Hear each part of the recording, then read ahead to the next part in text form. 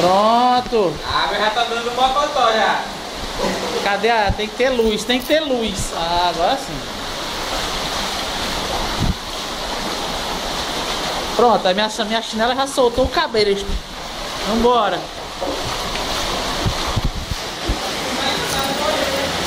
Rapaz, olha só pra isso!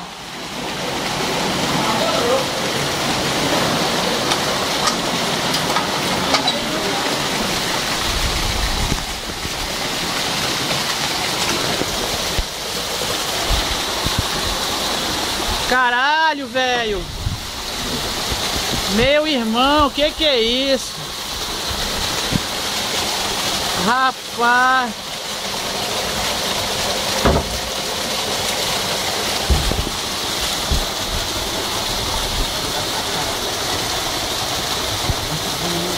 Hã? Ah, é. Cadê o zoom dessa onça? Bora, bicha.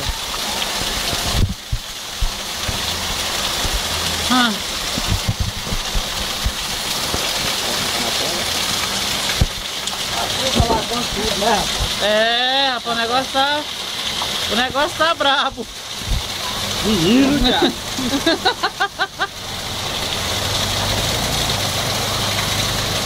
É, já entrou até lá, meu irmão, olha lá. O que da água rabada aqui. Ah, cachorro! Passa, vem, passa!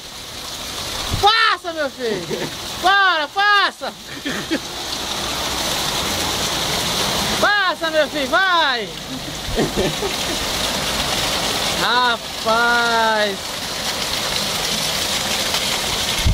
Porra, bicho, como é que tá lá na casa da dona Juraci?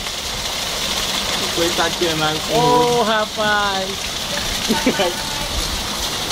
E aí, dona Tereza? Estamos fazendo a macumbinha. A Valdeci! A Valdeciana! Olha o buraco, menino!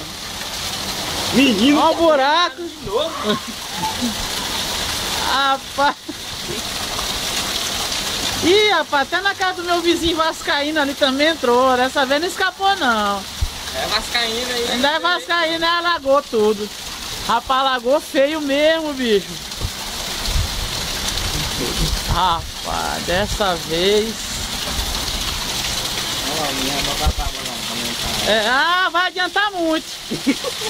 Vai adiantar demais, menino. Pensa.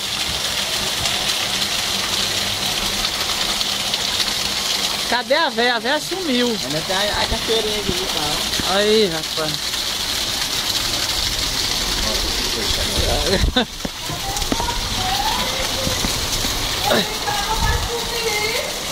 A água vai subir? Cadê você, minha filha? Ei, mãe! Deixa aí. Rapaz, olha só como é que tá isso. E cadê minha sandália? Velho, dessa vez... Tem que usar pra lá de aqui. A água tá bem pretinha.